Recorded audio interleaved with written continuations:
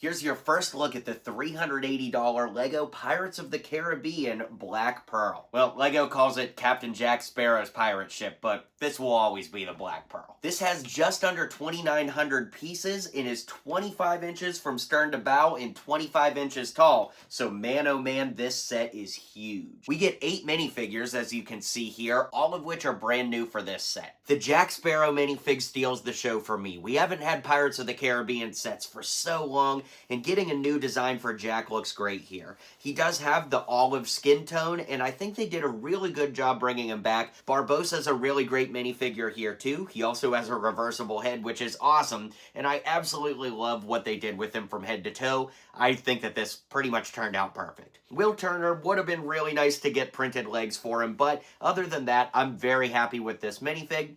Elizabeth Swann is a great figure as well with the new skirt and torso. I wish we got a different head because LEGO reuses this one so much, but it's a great minifig other than that. Gibbs is a great minifig. Love the ponytail piece. Reversible head is awesome. And I wish all these figures had some sort of leg printing, but honestly, this one works pretty well. Cotton comes with his parrot, which is super cool. Definitely an awesome minifig to be included here. Just like Marty, who's really awesome. Just minimalistic detail, but it works. And we have Anna Maria, who's a great minifig as well. The only thing is, I think this looks more like Barbossa's version of the Black Pearl, and it's very clearly based off of the first movie, so it's kind of weird that we got more of Sparrow's crew than Barbossa's, but honestly, I'm very happy with the minifig selection as is. The coolest play feature on this are the cannons that open out of the side. When we twist this knob, it opens all the windows and has the cannons pop out, and that's really cool. It's also controversial because it gets rid of almost all the interior detail, but we'll get to that in a minute. Speaking of interior detail, let's take a look at the captain's quarters. We could remove the entire back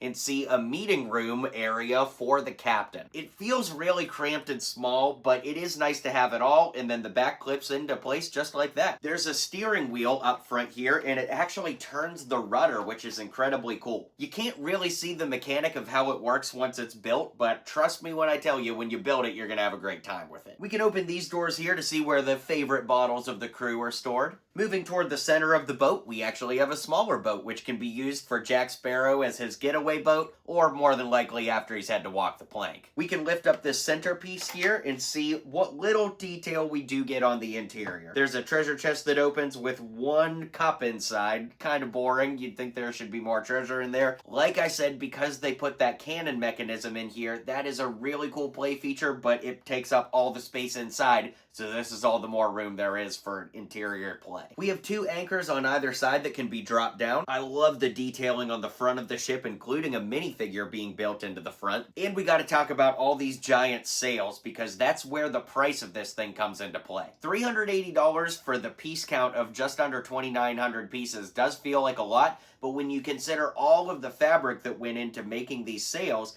as well as all of the giant pieces that go into the masts, not to mention the hull, it definitely makes it understandable why the price is so high, but I guess it's up to us, the consumer, if we feel it's worth it. We can actually remove the entire bottom so that when you set the ship down, it actually looks like it's floating, which is cool. We do have to remove the rudder from the back, which is easy to do, but then when you put it down on flat ground, you can have it sail the 7 seas, which is really, really awesome. So there you have it, guys. That's the $380 LEGO Black Pearl. I like this set a lot, and I gotta tell you, the build experience is an absolute blast, but $380 is $380, and I really don't know how people are going to take this, so I'd love to hear from you guys in the comments. Do you feel like this is worth the price? Do you think it's super overpriced? I really want to hear what you think.